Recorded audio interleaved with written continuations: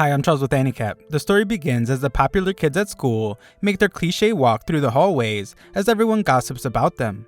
Suzune is the student council president superstar, and some certified nerd named Kazuki is her little sidekick that's also the vice president. Some people just turn out to be the center of attention, but our average Joe ordinary protagonist doesn't consider himself one of these people. His name is Usato, and this self-hating guy just thinks of himself as a forgettable run-of-the-mill high school student. The most exciting adventure in this dude's vanilla-flavored life is returning some dumb pigeon babies to their nest. Deep down though, Usato is always hoping for an extraordinary life. Luckily for him, he is the protagonist of this anime. For now though, it's raining and Usato doesn't have an umbrella. Usato's evil side shows itself for a second as he contemplates taking someone else's, but this typical good guy decides against it, fearing the beginning of a life of crime over a $5 umbrella. This proves to be a pretty stupid decision though, as he ends up waiting for hours. Suzune appears out of nowhere and explains that all students are required to leave. This guy really is forgettable as he decides to just run home in the rain, but Suzune stops him. It would look bad for the student council to just watch him get soaked in the rain like a loser, so Kazuki arrives and lends him his spare umbrella. Usato was certain that Kazuki didn't even know of his useless existence and is even more surprised when Kazuki seems to be a nice guy. They offer to all walk home together, and Suzune points out that it must be fate that they met. Usato's nerdy mind goes right to video games, as he thinks of this moment as suddenly hitting a walking home with two of the most popular kids at school event. He almost ruins this marvelous moment as he says that everyone in school will be jealous, but luckily they didn't hear his utterly embarrassing comment. On their little walk, Usato tells Kazuki that he didn't expect him to be so nice because he only ever sees this playboy rizzing up the ladies. Kazuki only talks to the girls out of pity, and Suzune roasts him by saying that he likes talking to boys better anyway. Suzune is even more unapproachable for our shy protagonist though, as she is the top of her class in all subjects, and great at all sports. Usato glazes her up even more, and points out that she's also beautiful inside and out. Usato, acting like some kind of dumb gossip news reporter, finally comes out and asks if they are dating since everyone at school talks about it. The walk gets pretty awkward, but they explain that they only spend so much time together because they are on the student council.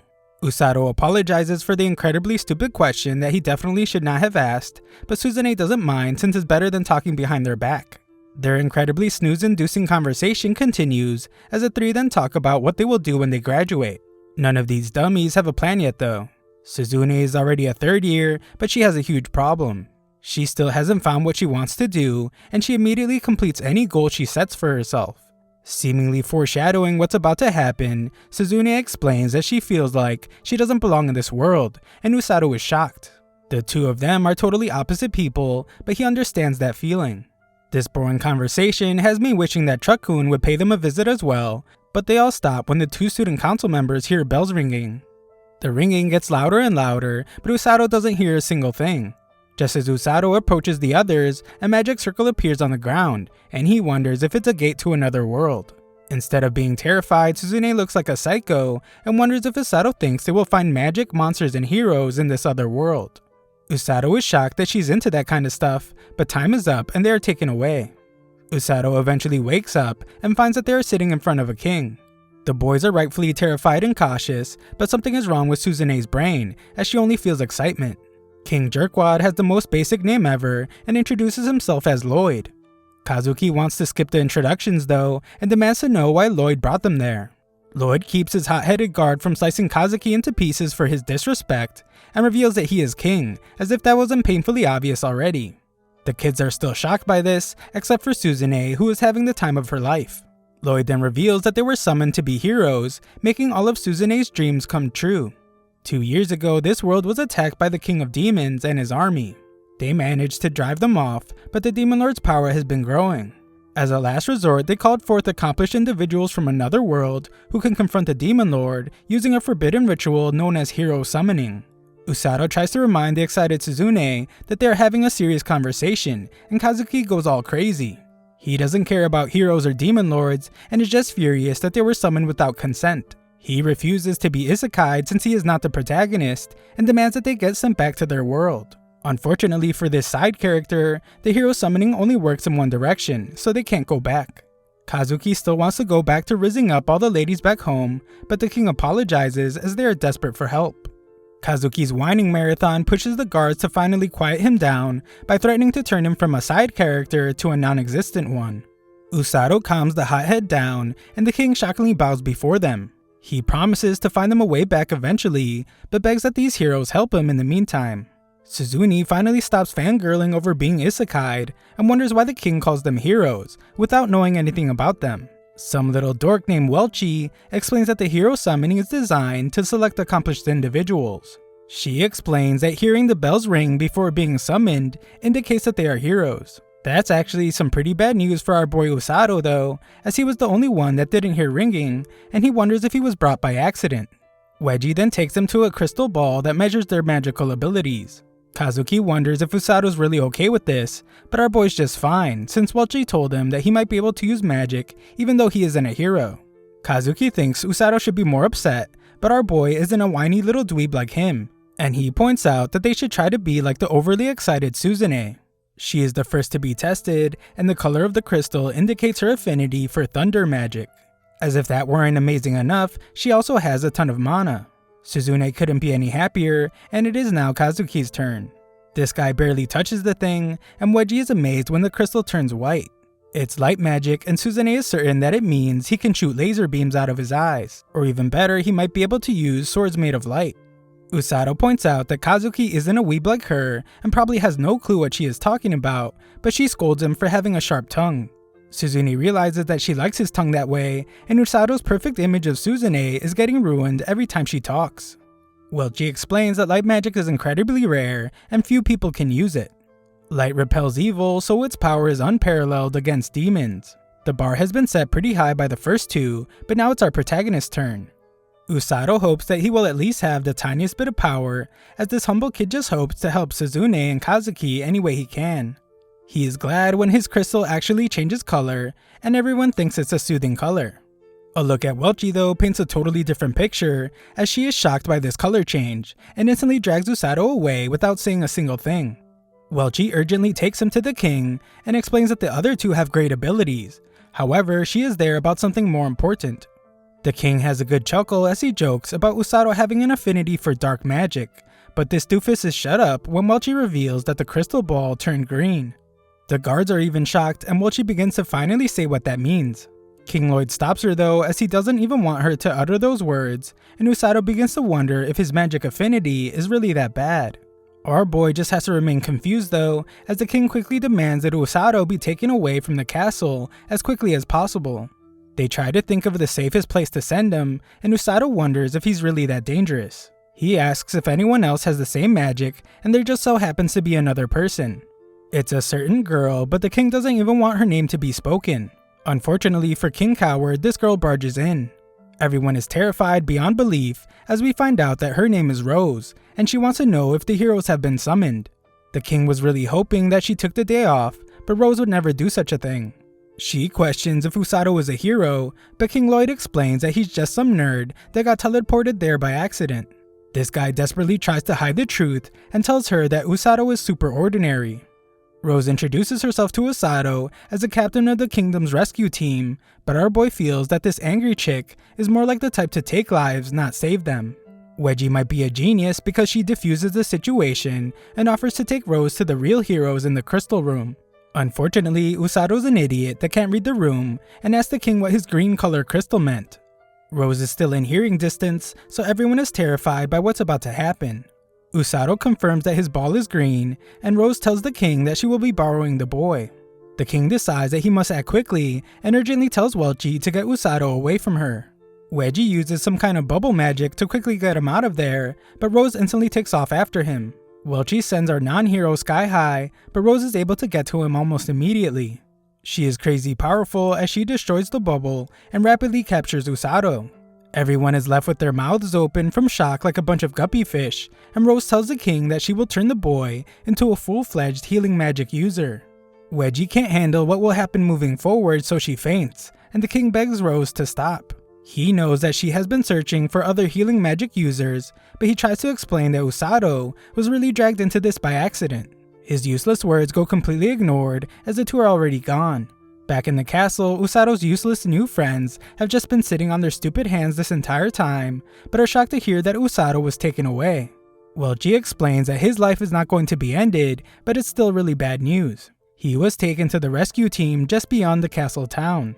Healing magic users are extremely rare, and the crazy lady that took him is one of them. She intends to train Usato as her subordinate. No matter how hard Suzune uses her dumb brain, she can't see how this is a problem. Luckily, Wedgie explains it to her like she is a toddler, and reveals that Rose's training methods are extremely unorthodox. At her base, Rose explains that Usato only has the potential to become a healing magic user, so that is why she brought him to the rescue team. This will be his home, and she calls on her boys. Usato is terrified by these extreme dudes, and Rose tells them that they will be looking after him. She tells them to play nice, but these guys look like lunatics and introduce themselves. Usato fears the worst in every possible situation, as he wonders if he's actually some kind of offering, and he is being sacrificed to these monsters. Rose tells them not to scare Usato, but she is the most terrifying of all. The boys try to explain that this is them being nice, but Usato doesn't think these brutes know what being nice means. Rose explains that while these meatheads are her subordinates, they are not healing magic users. There are 2 other healing magic users on the rescue team, but they usually work elsewhere. It's time to get to business, so Rose explains that she will beat the knowledge on how to use healing magic deep into his tiny little brain. Usato seems to be in a permanent state of disbelief, as every fiber of his being is telling him to stay away from this insane person.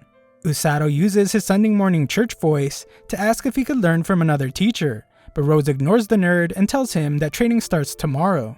She tells the brute named Tong to let Usato stay in his room and instructs them to eat dinner before getting rest. These guys hit Usato with the brutal reality once she leaves, as they tell him that he is screwed. Rose will be training him herself, and she's going to put him through hell. They say hell might be the least of his worries, and the meatheads have a good laugh at our non-hero's expense. That night, Usato wonders what will happen to him, but he finally shows a bit of optimism, as he is certain that things will be okay. He might be wrong, however, as we see that not even Rose knows what will happen. When Usato wakes up, he explains that he was hoping it was all a dream. Unfortunately, it's not, and he really is in another world. Suzune and Kazuki arrive to visit him, as they heard he was abducted. Usato tells him not to worry, but he has PTSD from the day before, and he gets real depressed when he remembers that he will be starting the training from hell today. He is determined to go through with it though, since he wants to make himself useful. Suzune explains that they will begin their training as well, and they all decide to do their best. When they leave, Usato feels a bit bad for them being thrown into this situation, but quickly remembers that Suzune is having the time of her life. Regardless, Usato just hopes to grow strong enough to support the 2 heroes one day. Miss Rose startles our boy, but she points out that this isn't a prison, and he can see whoever he wishes. However, that only applies to when he is not training. She gives him a journal so he can record his daily training regimen and how he feels about it. They will have breakfast first, and Usato can't believe that the training from hell will really be starting now. After breakfast, training begins, but Usato doesn't think it's actually that bad. Rose just has him feel the mana in his body and tells him to work on drawing it out. For now, he needs to perfect sensing it, so she has him do some reading. Usato is shocked to see that he can read the language of this world, and it's because summoned heroes automatically have translation magic cast on them. Rose shows how close the demon territory is to the kingdom, and explains that this is why they are always the demon's first target. This book has a bunch of information about the demons and other races in this world, so she leaves him to do some studying. The first day of training seemed quite easy, so he is sure that he will be able to handle it. Day 2 of training is much more different than he expected. It's a lot of running, and he wonders if this is really what magic training is all about. On day 3, Usato is forced to run until his muscles are so sore that he can't move. He eventually collapses, but Rose wonders what he thinks he's doing. Usato explains that his legs won't move anymore, but she gives him a good smack, and he's shocked to realize that she healed his sore muscles. Rose keeps the intensity up by calling our boy trash, and she commands him to continue running. She tells him to run like he's going to die, and she will revive him so he can keep running. Usato knows he can't tell her how crazy she sounds, so he plans to write it in his journal. On day 4, Usato begins training with the other members, but he ends up falling behind by an entire lap. Everyone trash talks him for falling behind, but he can't talk back, so he decides that he will have to write it in his journal. Day 5 and 6 was more running, with Rose berating him. Usato's anger was building inside him, and he once again planned to give Rose hell in his journal. Just then, Usato was shocked to see the light of healing magic on his hand. Training is pretty tough, but not enough to need healing, so it goes away. On day 7, Usato ran until he thought he would die again, and Rose beat him up. She seems more angry than usual, so Usato wonders if she found out that he was dissing her in his journal. He realizes that she can't read Japanese, and wonders if she can just tell by the look on his face that he talks smack in his little diary. Rose launches him into the sky so he can start running again, and Usato vows to call her a vicious gorilla in his journal. Day 8 is more of the same, but on day 9, Usato realizes the need to heal himself. He is surprised to see that he managed to heal his entire body instead of just the part that hurt. Usato realizes that he was wrong about healing magic, and he in fact really does need it. On day 10, Usato explains that he doesn't get tired anymore, no matter how much he runs, since he can now manifest healing magic on command. He eventually gets concerned, however, as all he has been doing is running. Usato questions if he will be able to help his friends at this rate, but he knows that Rose would just punch him right in his stupid face if he tried to voice his concerns to her. Rose is upset anyway, and gives Usato another 30 laps to run. Usato decides in his mind to no longer call her Miss Rose, as she doesn't deserve any more than just being called Rose. On day 11, the training regimen gets a new addition, push-ups. Usato gets all the way up into the 800s, and Rose finally reveals why Usato is training this way. It's so he can run from his enemies as quickly as possible in battle. This way he can save his injured allies. She explains that the faster he runs, the faster he can save them. On day 12 he ran until noon, and then did push-ups into the night. On day 13, Rose caught on to the fact that Usato was starting to feel lighter, so she added weights. On day 14, Usato's lunch goes missing, and one of the meatheads admits to eating it. Usato loses his cool and finally strikes back. He has already gotten used to the weights, and he is finally starting to get the hang of training.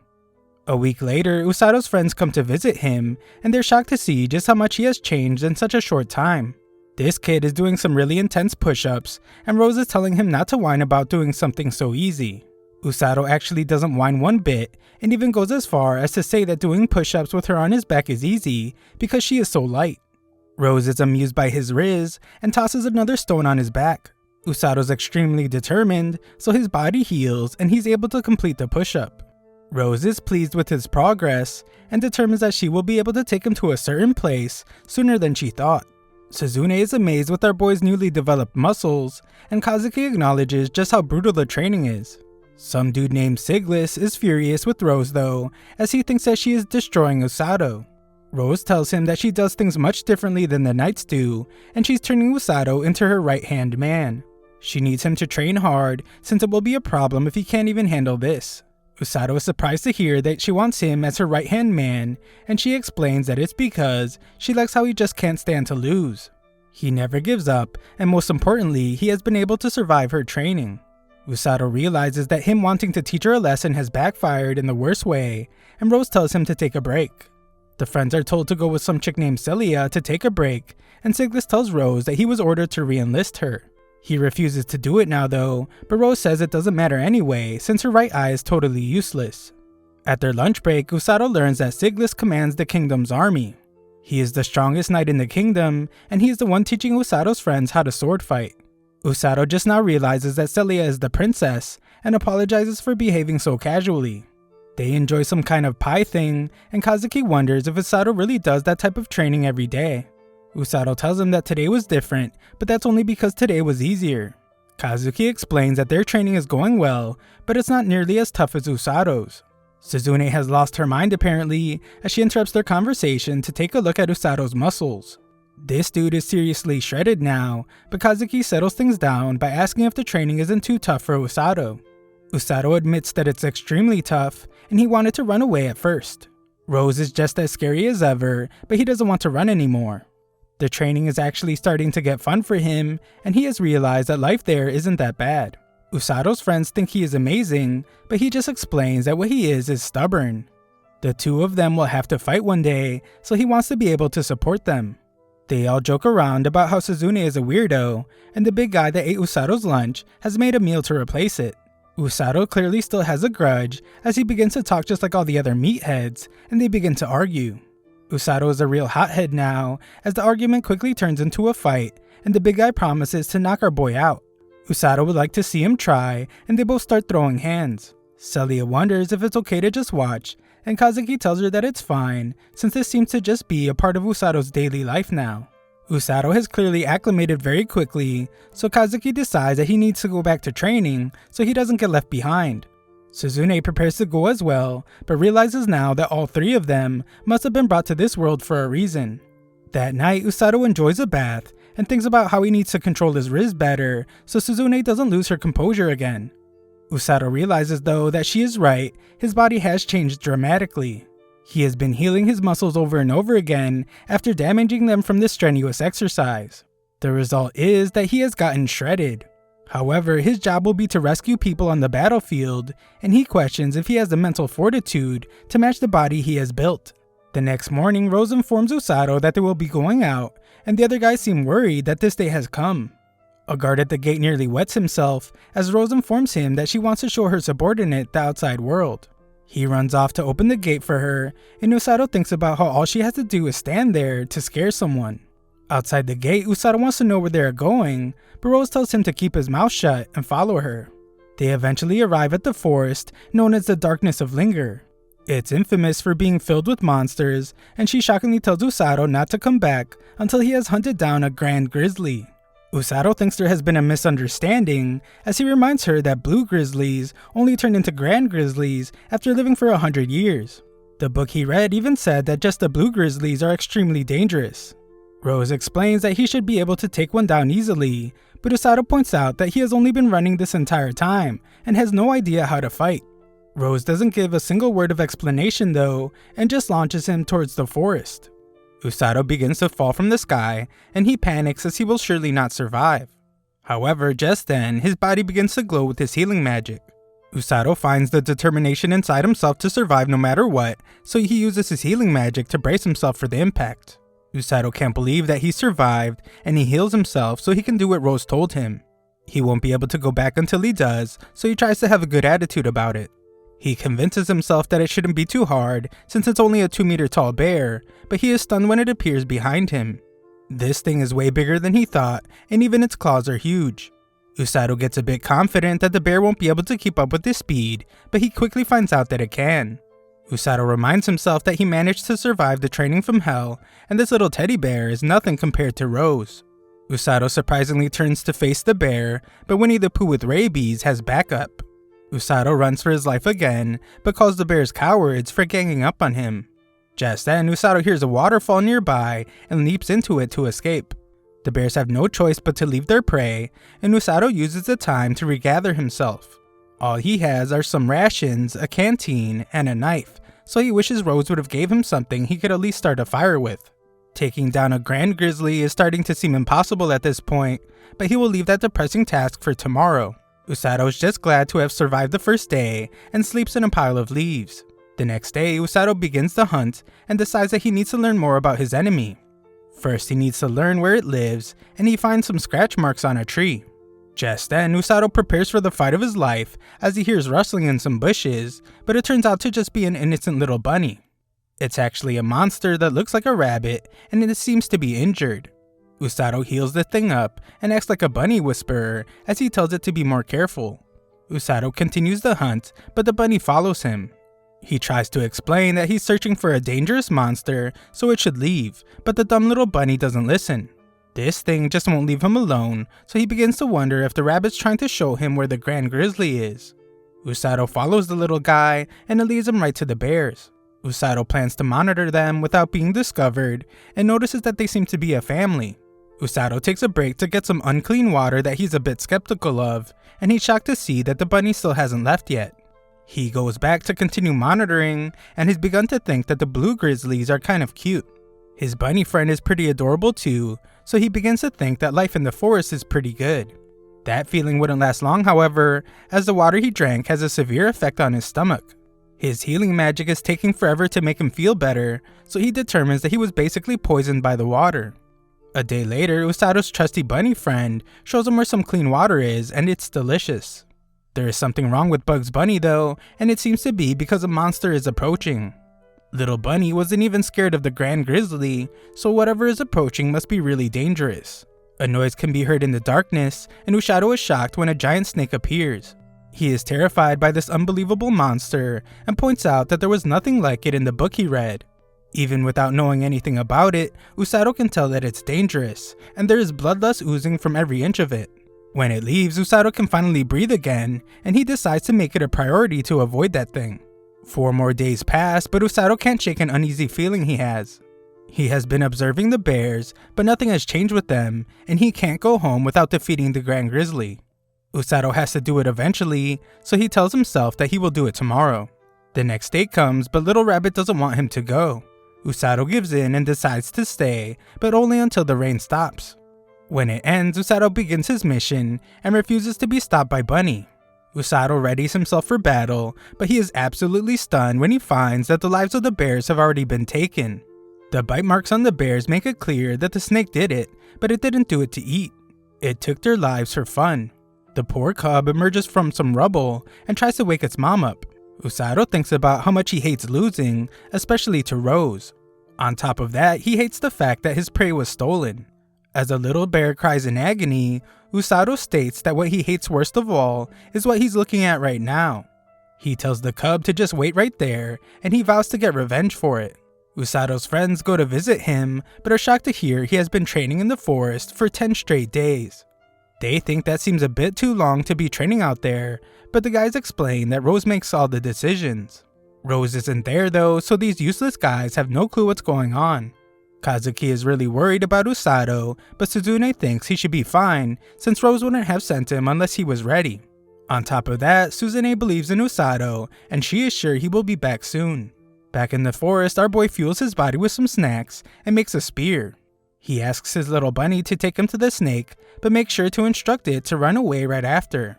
The bunny takes him on a long journey through the forest, and the two finally find the snake. Unfortunately, it is attacking the little cub, and Usato is upset since he told it to stay home. This snake is absolutely terrifying to look at, but Usato insists that there's nothing scarier than Rose. Usato thinks the snake looks confused when he begins his attack, but it's not, and it almost eats him. Usato counters with a stab to its eye, but he gets knocked back and must heal himself. Usato managed to blind it on one side, so he determines that it's a side he will have to attack from. This snake is insanely dangerous though, and it quickly manages to bite down on our boy's arm. Usato's in immense pain, and he is shocked to realize that the snake baited him into attacking its blind spot. Usato is furious to have been tricked, but he reveals that the arm it bit was holding his knife. Usato manages to heal his arm enough so that it can move, and stabs the snake from inside its mouth. Usato somehow managing to hold his own, but things take a real bad turn as he realizes that he has been poisoned. This is a seriously unfair fight, as the snake is both huge and poisonous, but Usato has the advantage of being able to heal himself. Getting poisoned by the water forced him to learn how to heal himself from the inside out. Usato does just that, and prepares to attack again. This snake is about to end his life with one tail swing though, but the little cub steps in to help. These two have great teamwork right off the bat, as the bear lets Usato jump off its back so he can get on top of the snake. Usato uses some foul language to call the snake stupid, and he somehow manages to land an insanely powerful punch. Usato's determined to end the battle right now, so he jams his spear further into the snake's head. He yells out as he gives it everything he has, and the little bear helps out by pinning the snake down. The snake is eventually defeated, and Usato can't believe that they actually did it. The bear seems to have taken a liking to Usato, and he points out how they got their revenge. He would like to heal the little cub, but he is using up all his mana to neutralize the venom in his body, and he can't even move. That's really bad news though, as he is shocked when the snake gets back up. Usato can't even move an inch, so the little cub tries to help him, but Usato just tells it to run away. The snake moves in to end his life, and Usato thinks about all the people in his life. He determines that this entire situation is all Rose's fault, and he yells out that she is a violent ogre. Just then, this violent ogre descends from the sky and shockingly stomps right on the snake. Her angry attitude causes her to call the snake an idiot, when Usato wonders how she knew to come help him. Rose reveals that the bunny named Kokoro told her. Kokoro is her pet, and she told it to watch over Usato. Usato explains that the rabbit showed up injured and looking for help, but Rose just points out that he is a sucker. Kokoro put on an act to gain his trust, and he fell for it. Rose was always nearby in case she needed to step in, but she planned to intervene as little as possible. However, she never thought that the giant snake would appear. This snake was created by the Demon Lord's army, and Siglis failed to finish it off during the last invasion. She never thought it would be able to defeat a Grand Grizzly though, since they are strong enough to defeat a full unit of elite troops.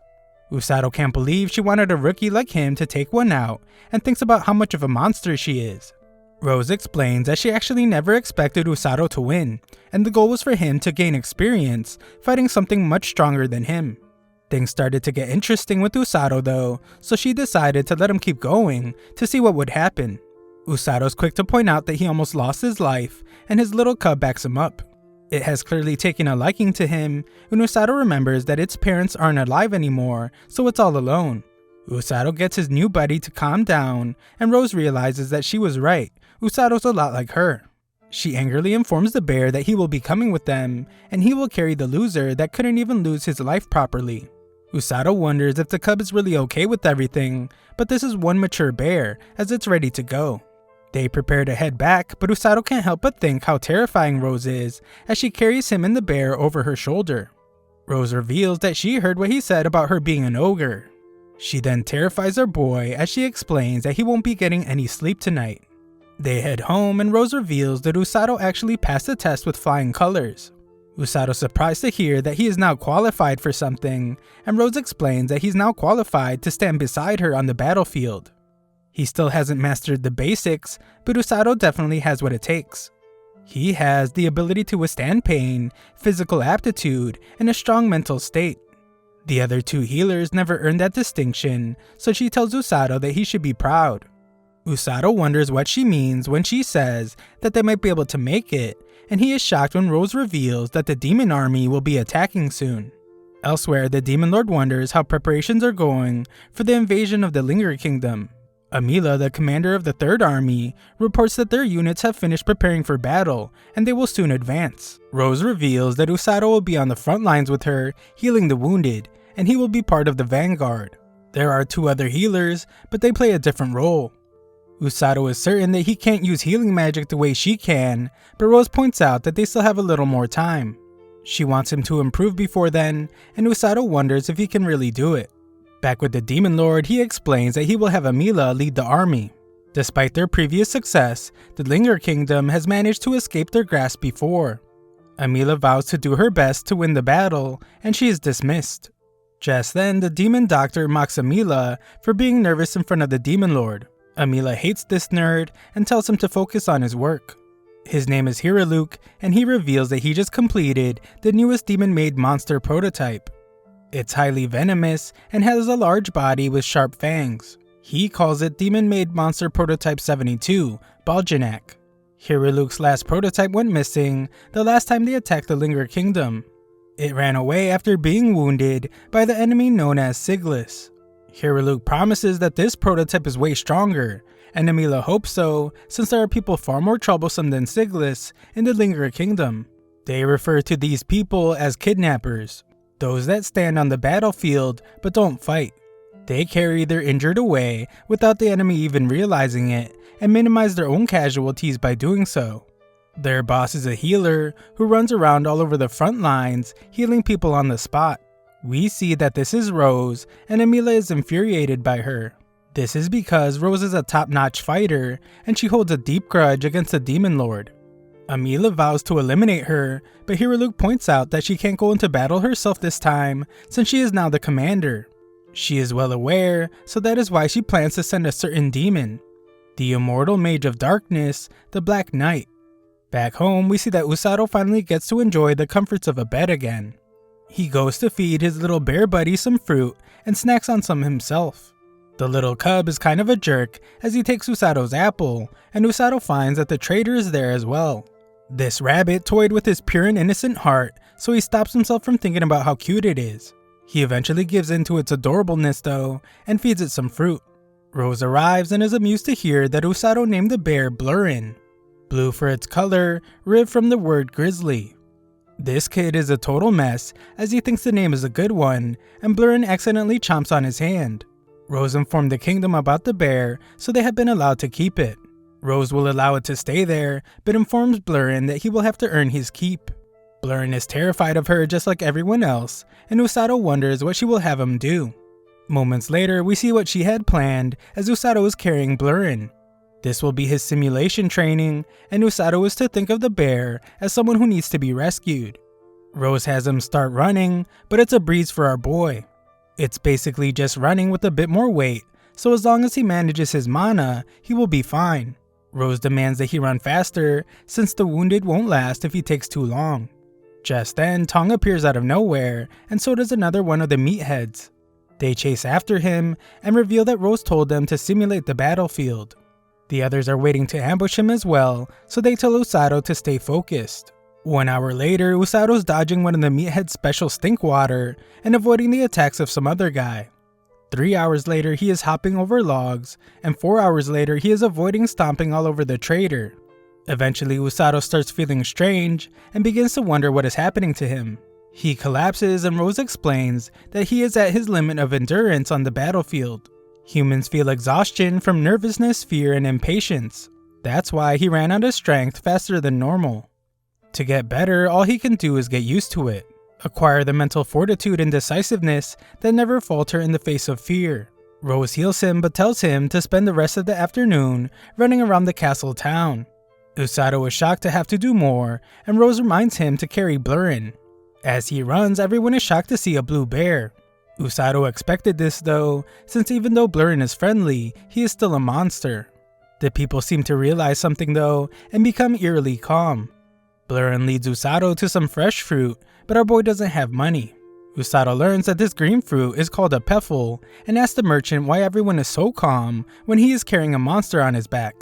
She reveals that it's because they know that Usato is on the rescue team because of his clothes. They see scary looking men from the rescue team all the time, so they have gotten used to it. This makes a lot of sense now, since if those goons' faces don't scare them, then nothing will. The nice lady lets them have a peffel for free, so Blurrin shoves Usato's hand in his mouth. When they leave, some girl named Amako shows interest in the boy from the rescue team. Usato decides to go visit his friends, and doesn't notice when some guy tries to get his attention. Usato eventually figures it out, and has to heal the guy. This guy's name is Orga, and he reveals that he is one of the rescue team's healers. Orga is surprised to learn that Usato was summoned with the heroes, and Usato explains that he's been so busy training that he almost forgot himself. Orga is impressed that Usato is able to keep up with Rose's training, since it was impossible for him and his sister. His sister is the other healer, and she is 5 years younger than him. They run a clinic in the city, and use healing magic to heal the citizens. Orga collapsed earlier because he is terrible at healing himself, and much better at healing others. They are still part of the rescue team though, so they work under Captain Rose in times of need. Usato wonders what war will be like for them, so Orga explains that Tong and the others bring the injured soldiers to the rear. That is where he and his sister heal them. This guy is shocked when Usato tells him that Rose wants him on the vanguard, and Usato wonders if he can really handle that. Orga explains that the knights and heroes who fight on the front lines are in the greatest danger, so Usato immediately thinks of his friends. When they fall injured and get left behind, normally all they can do is wait for death. However, having a rescue team allows them to be saved. The job is a dangerous and exhausting one, but Rose wouldn't choose someone she didn't completely trust. Before Orga leaves, he asks Usato not to hate Rose too much. He knows she isn't the nicest person, but he explains that it's more like she is just clumsy with people. Usato surprises him though when he reveals that he has never hated Rose, even if he does have unresolved issues with her. When Usato leaves, Orga expresses relief that Rose has finally found someone. Orga's sister Uru arrives, and he tells her that he just met someone interesting. They will meet each other soon enough, and he is sure that Uru will like him. At the castle, Usato is allowed to enter with Blurrin because Rose vouched for him. Usato thanks the guard, and he thinks about how a lot of people seem to trust Rose. Usato runs past a bunch of people training and finds Suzune. She's glad to see him, but wonders what the blue thing is on his back. Usato tells her about his forest adventure, but she just wants to know if she can touch the bear. Usato lets her and promises to heal her if she gets bitten. Suzune considers herself the heroine of their little story, so she is certain that animals are supposed to love her. She is very wrong, however, as Blurrin hilariously slaps her hand away. Usato tries to make her feel better by saying that Blurrin is just shy and has her try calling his name. Suzune politely asks Blurrin to be friends, but he just eats her hand instead. Usato doesn't make her feel better at all this time and suggests that she might have a tainted soul. Usato has Blurren release her, but Blurren just starts eating his hand now, and Suzune wonders if Usato has a tainted soul as well. After their little comedy routine, Usato notices that Suzune's hands are all roughed up, and she explains that it's from going hard during training. Usato reminds her that she needs to treat wounds properly, so he heals her. Suzune is amazed, and she wonders if Usato really came just to see her. Usato points out that he came to see his friends, but that's obviously not what she wanted to hear.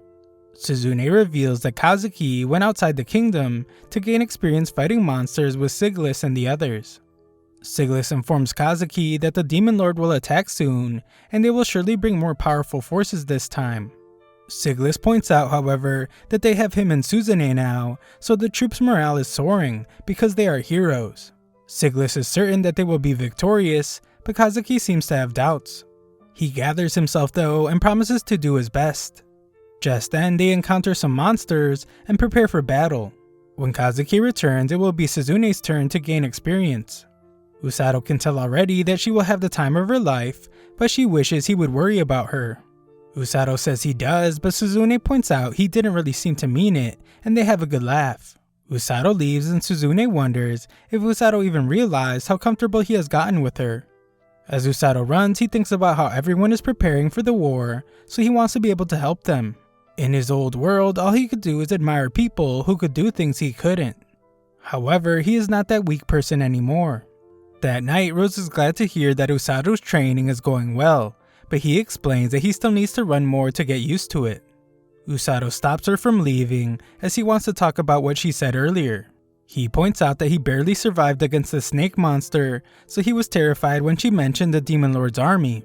He didn't want to set foot on the battlefield, but today he found a feeling even stronger than fear. He realizes now that he can fight, but he refuses to take any lives. He vows to save anyone he can, and declares that it's because he is part of the rescue team. That's exactly what Rose wanted to hear, since they are going out there to save people. His job is to snatch up the wounded that the enemy is about to finish off. It's also to keep those at death's door alive, even if it means risking his life. Rose wants him to keep spitting up those ideals, since that's how the rescue team must be. This was the first moment Usato actually felt like he was part of the rescue team. The next morning, Rose reveals that the king has sent a message. He wants Usato to head out so he can join Suzune's training outside the castle. Usato is surprised, but we see that Suzune couldn't be more ready.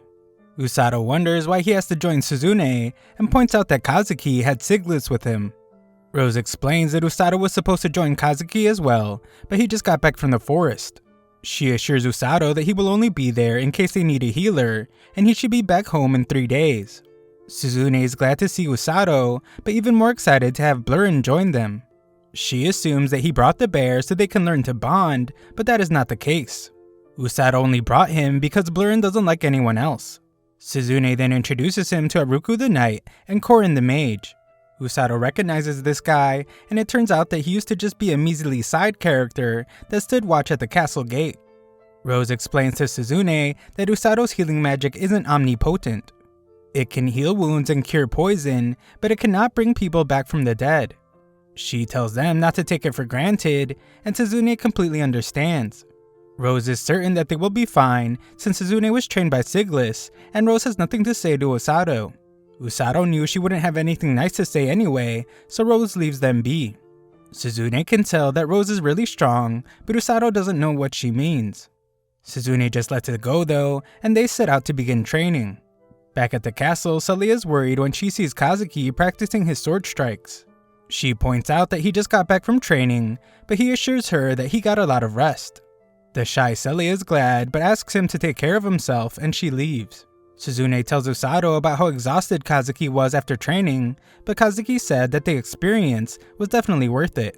He battled a ton of monsters in a clearing by the darkness of Linger, and that's exactly what they will be doing as well. Usato just got back from there, and he wonders if Blurren misses home. Suzune wants to take advantage of the fact that Blurren is asleep by petting him, but Usato watches out for his boy. Suzune doesn't like how he is talking down to her and pushing her back, so she wonders if he has become some kind of misogynist. Blurren finally wakes up, but he is clearly still pretty drowsy as he tries to walk. The genius Suzune takes any chance she can get to get close to Blurrin, so she offers to carry him on her back. Usato thinks that's a terrible idea, but Suzune loves how fluffy Blurrin is. Her joy is short-lived, however, as her body collapses under the weight of the big cub. After Usato heals her, Korin detects multiple entities ahead of them. Aruko tells the others to get back, and some bandits appear disappointed to have been found. They were planning an ambush, so they decide to try and rob our group. Aruka refuses to give up any goods, but the bandits point out that they are way outnumbered. Usato takes one look at the sorry bunch and thinks about how they aren't intimidating at all. Usato assures Suzune that they aren't a threat, but she's just amazed to see bandits for the first time. The guys are terrified to see a blue bear, but they realize that it's just a cub. These horrible guys decide to catch it and skin it alive, but Suzune instantly comes to his defense. Usato is impressed that Suzune used such a powerful attack while managing not to end the guys' lives, and he encourages her to go all out. The bandits decide to avoid the magic attacks by getting in close range. Usato treats Suzune like a Pokemon and instructs her to use Thunderbolt. Suzune easily wrecks the bandits, but she does not like being treated like Pikachu. Aruko joins the fight, but they are interrupted by a horde of boars. This is shocking since they live much deeper in the forest, and Blurrin must step in to push some of them back. Usato takes a hit while protecting Suzune and uses his healing magic to brace their fall. They end up falling through some trees and into a river, but Suzune is in bad shape. Usato realizes that this is the same river he jumped into before, and remembers that there is a waterfall ahead. He tells Suzune to take a deep breath and blacks out.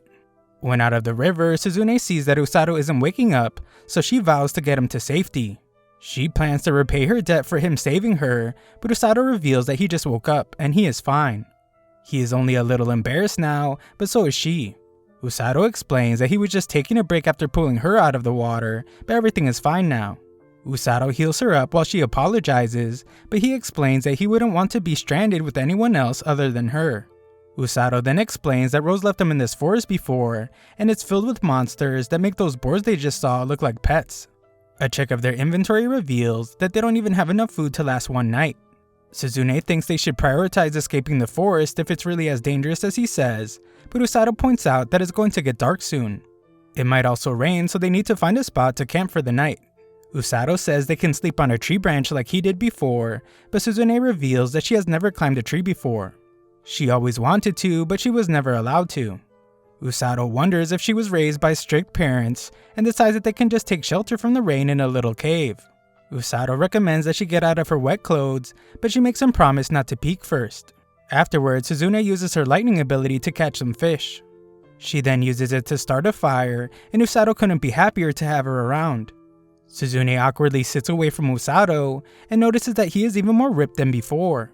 Just then, some venom monkeys appear. Usato only read about them, and this is his first time seeing them in person. Suzune thinks one of the babies is cute, and Usato explains that they aren't aggressive. He warns her not to touch them though, as they are venomous, but Suzune is already petting away. She has accepted that this is the price to pay for enjoying its cuteness, but the little monkey bites her. Suzune confidently points out that she was right, since there is nothing to fear, but she collapses. At the castle, Korin's familiar has informed the king that Suzune and Usato have gone missing. The king wasn't going to tell Kazuki, but Celia made him. The king explains that the search team will be ready tomorrow, but Kazuki isn't satisfied with that. Kazuki heads off to search himself, but Rose stops him. She explains that Suzune and Usato are likely together. This means there is nothing to worry about, as Usato is her subordinate and he won't die so easily. Back in the forest, Usato's having a way better time with Suzune around, as surviving this time is a breeze. Suzune doesn't like being talked about like she is camping equipment, but Usato actually really appreciates her being there. Usato decides that they should take turns sleeping, so he lets her go first. She refuses though, and tells Usato to sleep since he must be tired from all the healing he has been doing. As it begins to rain, Suzune checks to see if Usato is sleeping yet, but he is still awake. Suzune wonders if he ever wants to go home, which he does, but he explains that he also has a reason to stay.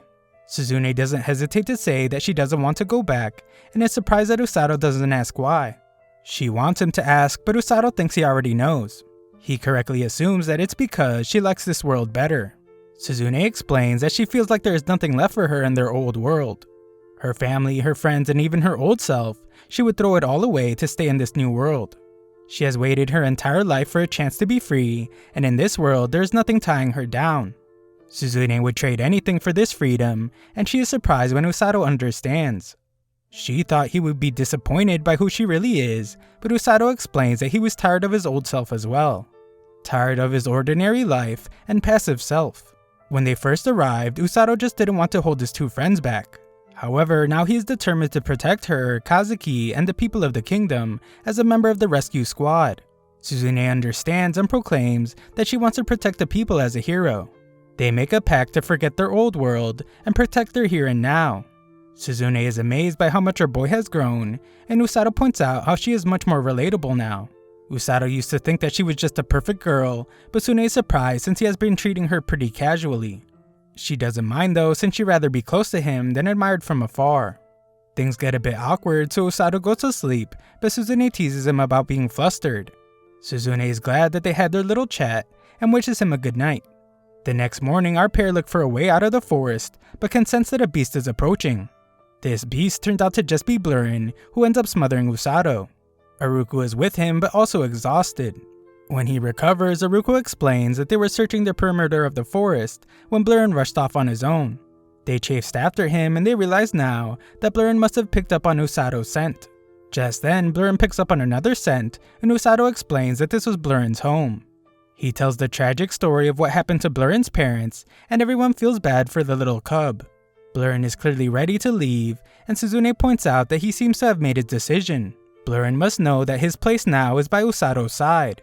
It's time to go home, and they declare that they will be going where they belong.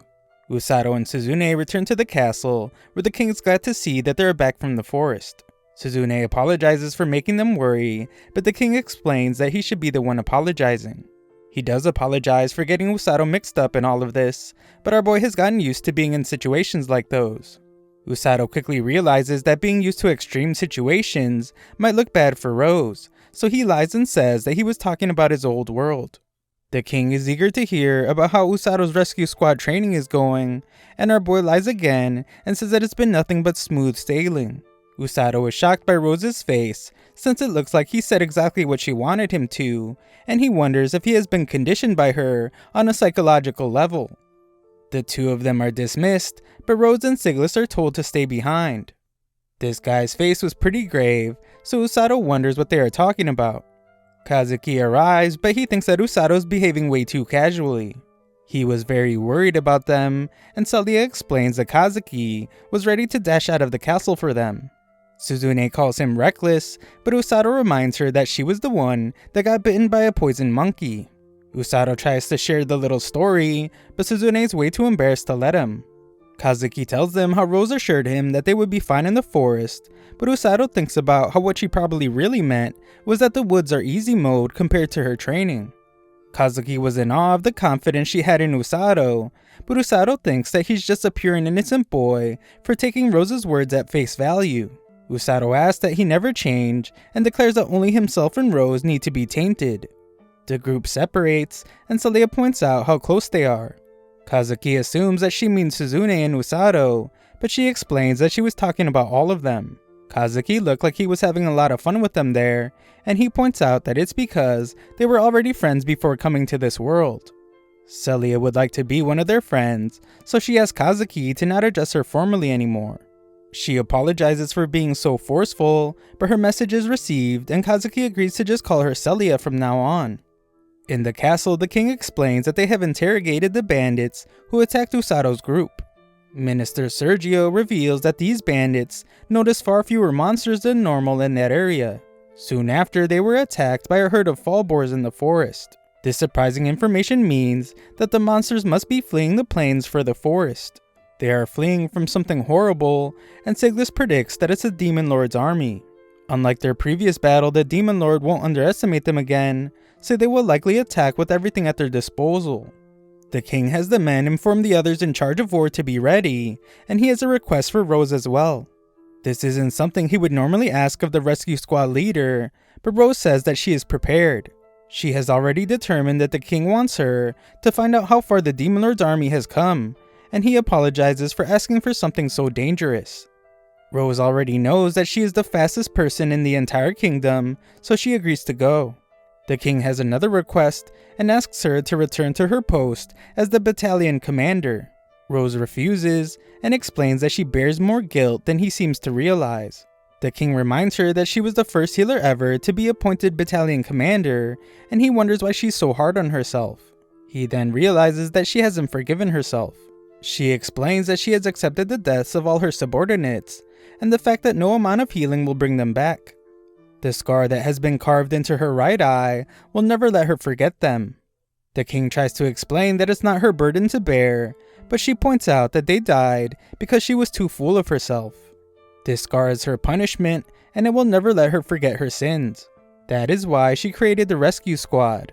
Not to fight, but to focus on saving lives. The king points out that the rescue squad saved many lives in the war 2 years ago, but that isn't enough for Rose. The rescue squad has another purpose as well, and that is to help her find a subordinate who will not die. The king points out how that's not humanly possible, but Rose explains that that's what all the training is for. Healing magic that determined to push one's body beyond its limits, and an iron will that will never bend in the face of an opponent. She has been searching for someone who has all 3 of these traits, and that person is Usato.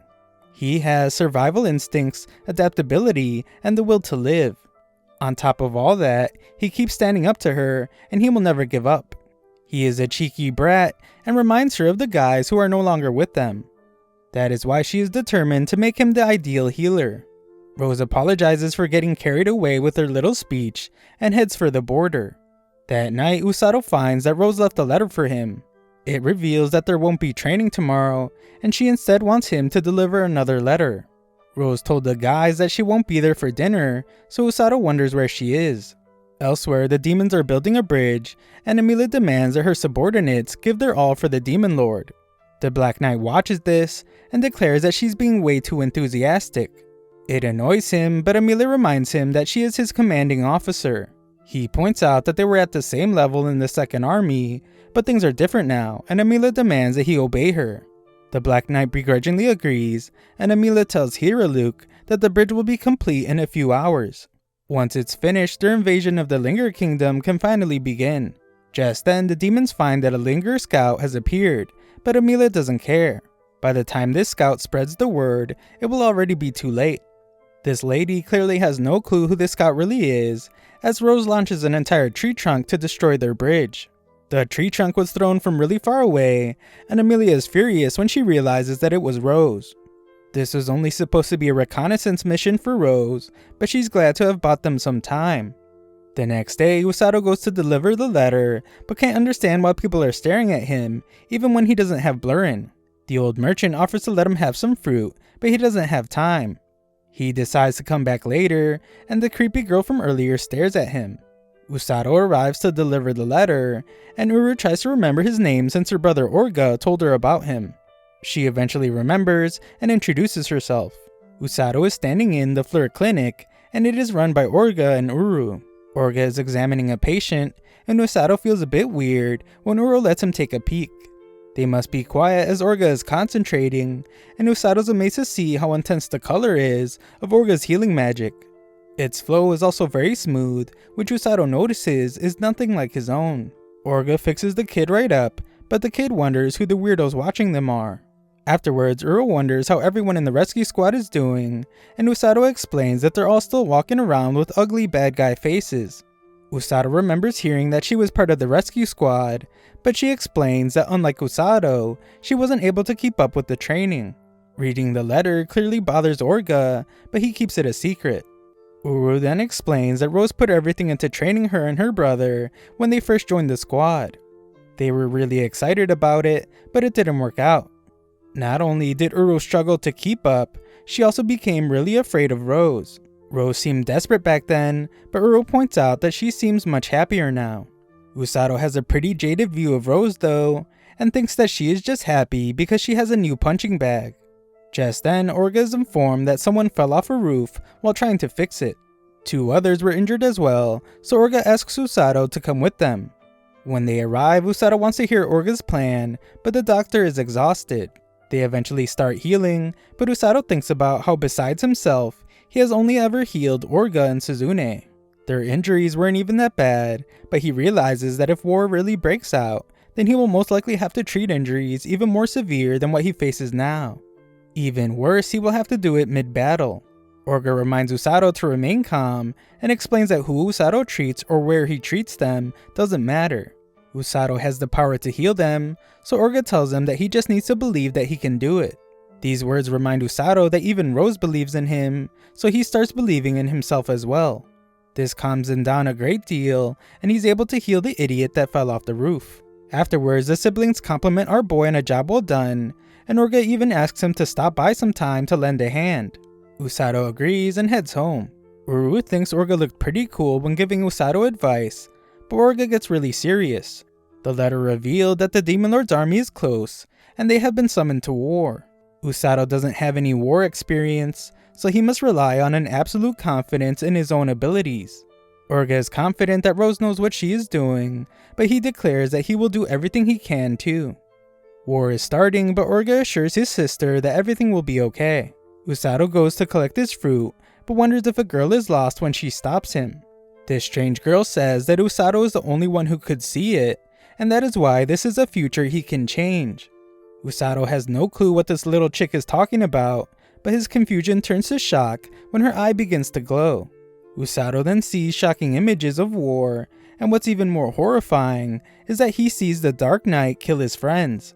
Usato's heart beats rapidly, and he is so horrified that he can barely move. The girl explains that she has just done him a great favor, and he now has a duty to repay her. Usato still can't believe what he just saw, and the mysterious little girl just runs off. Usato chases after the little girl as he's determined to question her about why he saw the death of his friends. The girl watches him nearby and thinks about how Usato is the only one that can change the future. Usato questions a guard if he has seen the little fox girl, but he hasn't. Rose arrives to scare the guy away, so Usato pities him for being terrified by Rose. Usato can understand him though, as Rose manhandles him. She wants to hear more about how scary she is, but Usato manages to change the conversation into where she has been. Rose reveals that she destroyed a bridge that the demon army was trying to make while she was scouting. Usato has a serious smart mouth as he points out that she did a lot more than just some scouting, but this just gets him manhandled again. Rose explains that she has seen the Fox Girl before, and she appeared there 2 years ago. The Fox Girl is only 12 years old, but she somehow managed to evade bandits and kidnappers to arrive at the capital. Demi-humans like her are extremely valuable to bandits, since they are prized for their physical appearance. More importantly though, some even have an aptitude for rare magic. Usato wonders if this rare magic is able to show people visions of the future that they hope never happen. Rose reveals that there are rumors of beastmen who can use magic called precognition. They are extremely rare, and even if they existed, they would be well guarded back in the Beastlands. Rose probes further about why he wants to know, but Usato pretends that he was just wondering about the beast people since he read about them in a book. That night, the king thanks Rose for buying them some time, but she points out that the demon army will likely be building another bridge soon. It will only take a couple of days to finish, so the king decides to inform the soldiers and citizens about the invasion. He will do it tomorrow, but he wants to speak with Suzune and Kazuki before the night is over. On their way to see the king, Usato's friends run into Celia. Kazuki has a pretty awkward interaction with her, and after exchanging pleasantries, they part ways. Suzune wonders what happened between them, but Kazuki says it was nothing. Elsewhere, Usato finds that he can't fall asleep. He can't stop thinking about the vision, and how if it is the future, there is nothing he can do about it. However, he remembers that the Fox Girl told him that he's actually the only one that can change this future. Just then, Usato spots something outside, and it turns out to be Kazuki. The two talk about how much they have been training, and Kazuki reveals that they just spoke with the king. They were told that the battle with the Demon Lord's army will soon begin, but they both already knew that. However, when Kazuki pictured himself fighting, he couldn't fall asleep. He admits that he ran away from the castle to come here, and reveals that he is scared to fight. It's not just now, he was even scared when he fought monsters for the first time. His legs froze up, and he only managed to fight at the last second. It was only when the fight ended that he realized just how lightly he has been taking everything. He can see things more clearly now, and realizes that the Demon Lord's army will do everything they can to kill him. He is terrified of this, but he is under extreme pressure because everyone is counting on him. Usato breaks the tension by telling Kazuki how cool he is. Usato always thought that he never got scared, but he realizes now that that is not the case. The expectations of those around Kazuki have been an immense burden. Usato points out that Kazuki doesn't actually have to live up to those expectations, and sometimes he can put himself first. As for Usato though, he confidently explains that he will be going to battle. He wants to save those who will fight the Demon Lord's army. Usato is of course scared as well, but he has already made his decision. Kazuki reminds Usato that he was just dragged into this by accident, and now he can even die. Usato admits that he was brought by accident, but a lot has happened since then. There have been tough times, but he has also met a lot of people that have showed him the way. He wants to help them, and that includes Kazuki. Usato points out that even if Kazuki doesn't fight, they will be friends either way. These words turn out to be just what Kazuki needed to hear. Kazuki snaps himself out of depression and declares that he will fight to protect Usato and Suzune. He isn't sure if he can fight as a hero, but he definitely knows that he wants to help his friends. Kazuki refuses to just watch and proclaims that he will take his fear and fight in spite of it. Having his friends by his side reassures him more than anything, so they agree to protect everyone together. Usato realizes that he just said a bunch of corny stuff, but Kazuki assures him that it's exactly what he needed to hear. Afterwards, Usato hopes to forget his corny speech with some sleep, but Suzune appears to laugh at their bromance.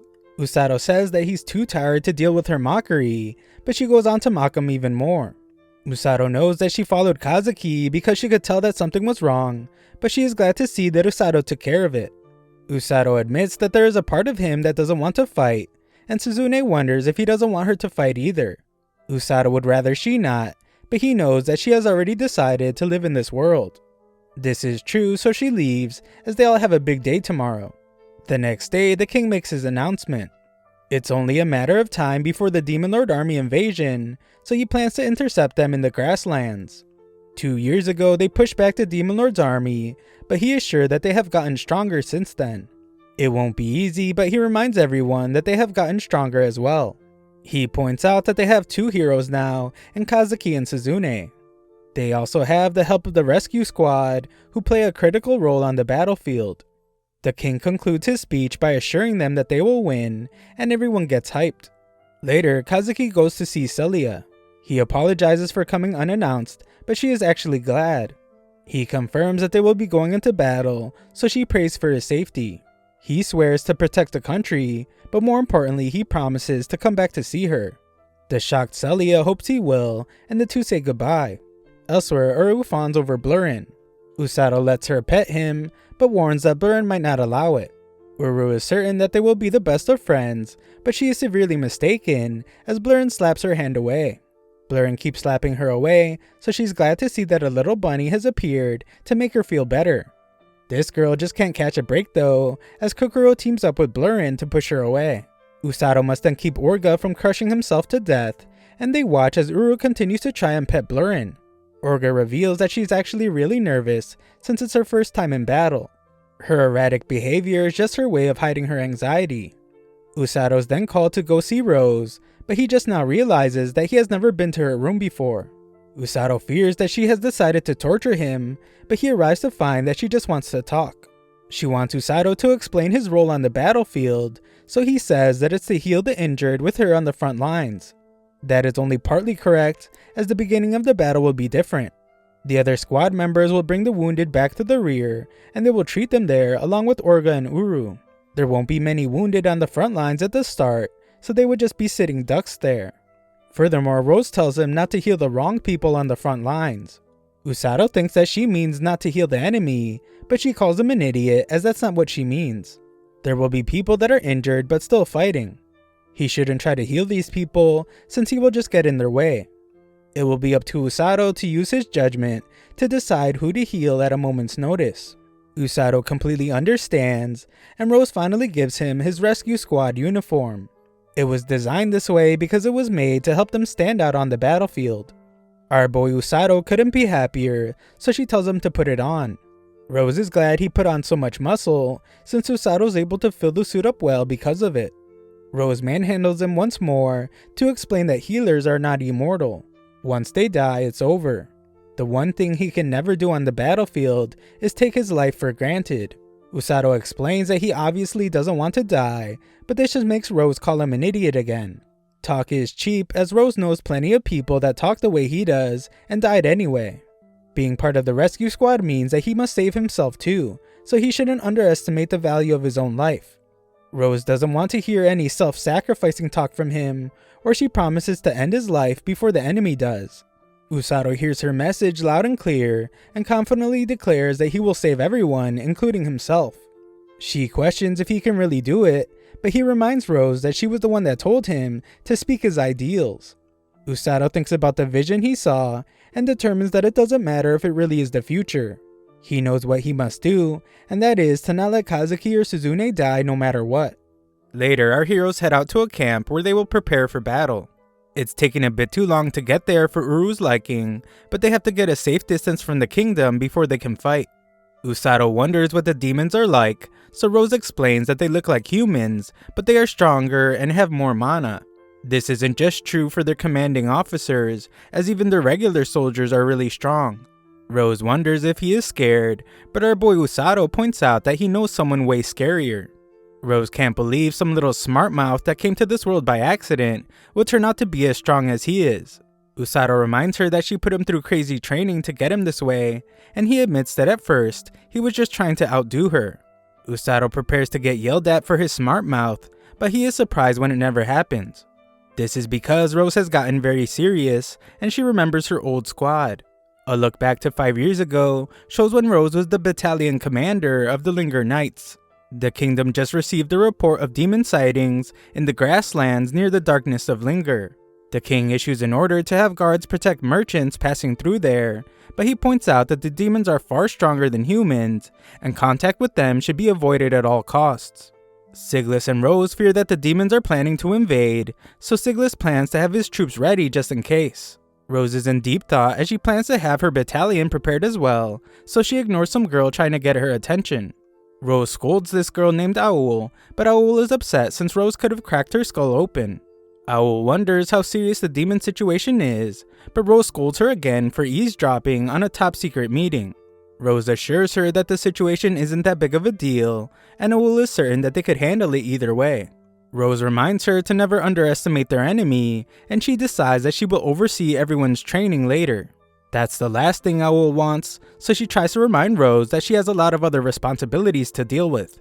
They return home, and Rose declares that it's time to get everyone back into shape. The other knights blame Aul for bringing this torture upon them, and they take out their frustrations on her. Aul begs for help, but Rose just ignores her. 1 week later, more reports reveal that the demons are attacking monsters in their territory, so Rose is sent to investigate. Rose informs her knights about this mission, and she explains that she was told that there are 10 to 30 enemies. Aul tries to encourage the bunch, but they still blame her for the intense week of training that they just went through. Aul tries to point out that they are stronger because of it, but this just gets them more upset. Rose knows that Kakuro would be able to detect monsters for them, but this mission is too dangerous, so she has decided that her bunny friend will have to stay home this time.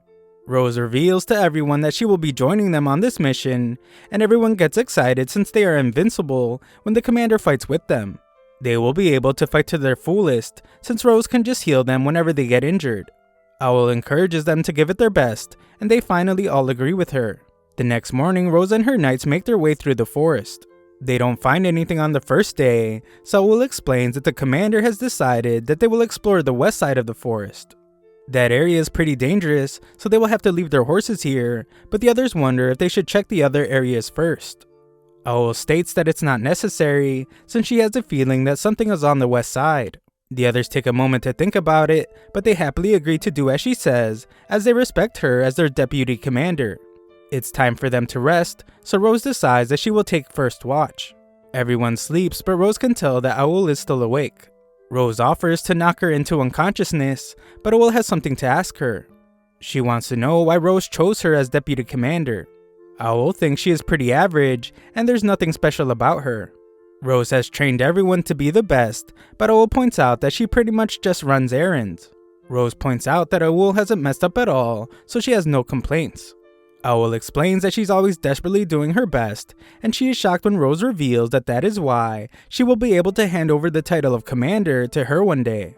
Owl freaks out because she thinks the others would go crazy, and she thinks about how she used to be. Owl was always stubborn and never listened to orders she didn't like. No one was able to control her, and whenever anyone complained about it, she would shut them up with her strength. Owl was famous for being a strong knight that didn't listen to her superiors. Owl then met Rose, but she stayed the same stubborn person. The only difference was that Rose didn't let her walk all over her. Rose whacked her when Owl didn't listen and chased her down when she tried to flee past the border. Then when Owl tried to punch her, Rose hit her so hard that she lost consciousness, along with all memories of the incident. Rose doesn't remember hitting her that hard, but Owl thinks she must be joking. Owl explains that she never wanted Rose to get the better of her. No matter how hard the training was, she always wanted to succeed and hated losing. It didn't seem like much to Rose, but it was a huge change for Owl. She never had someone look after her to the very end without giving up. Everyone else eventually got fed up, but Rose continued to challenge her. Owl thinks the other knights feel the same way. Rose understands them best, which is why she's the only one that can be their commander. Rose calls her a brat that doesn't want to leave the nest, and Owl is stunned that this is how she responds to her touching speech. Rose agrees that she understands them best, which is why she should be trusted to pick their next commander. She explains that she didn't pick Owl at random. She picked her because she never gives up and always looks forward. That mentality is the stable foundation that the others stand on. As long as Owl just keeps being herself, the others will follow her. Owl seems to finally be understanding, but Rose just wants to knock the cheesy grin off her face. Rose points out that the world is always changing, so Owl will have to learn to accept that. However, the fact that she was once their commander will never change. There's no need to think about it so deeply, so Owl finally understands. Rose tells the others that it's time to sleep, and Owl is shocked to see that everyone was listening. They all declare how much they trust Owl, and point out how they always listen to her when it counts. The embarrassed Owl wants all the compliments to end, so she threatens to beat them all up before the demons do. The next morning, they find signs of the demons hunting monsters. Coming to Linger territory just to hunt monsters doesn't make much sense, so they wonder if they're doing it just for fun. Owl suspects that there must be some other reason, but they are interrupted by a loud noise. They find some demons nearby, but they are discovered instantly. Rose tells the others to stay back and demands to know what the demons are doing in their territory. The demon explains that he actually doesn't like this mission, but he must do it as they will benefit greatly in the future. He refuses to explain further, so Rose tells them to leave. If they go home quietly, then she will let everything else slide. The demon is impressed with how bold she is being, but he declares that he cannot allow them to live. Rose leaves Owl in command and explains that she won't be able to give orders while she's fighting with the demon leader. The battle begins and Owl declares that they will show the demons the power of their teamwork. The demon tries an attack, but Rose shows her insane speed and knocks him back. The demon doesn't even have time to think, as Rose follows that attack up quickly and eventually sends him flying. Rose already knows that she can't land a good hit, as this demon was able to manipulate the wind in a split second. Rose leaves the rest to her knights, and she goes after the demon leader. She battles it out with him, and stops his movement by launching giant trees at him. Rose shocks this dude with her relentless barrage of attacks, but he isn't even close to being done. Rose continues attacking, so the demon admits that he has never seen a human with her speed. She has no interest in talking though, and just wants to bash his face in. The demon surrounds her with his wind blades, but Rose is just as confident as ever. The demon thinks she is stupid to risk her life by crossing the wall of wind blades, but he is shocked when Rose begins healing herself. He just now realizes what her magic is, but it's too late as she lands a punch. The demon now knows that she is a healer. Her immense physical strength and high-speed healing make her a strong melee fighter. He acknowledges her as a monster, and they introduce themselves. This guy's name is Nero. He summons his weapon and declares that he will now kill Rose. Rose has no fear at all and proclaims that she will beat this guy down before he can. Thanks for watching my recap. Sign up to my free newsletter if you want to show some support to the channel. Link is in the description.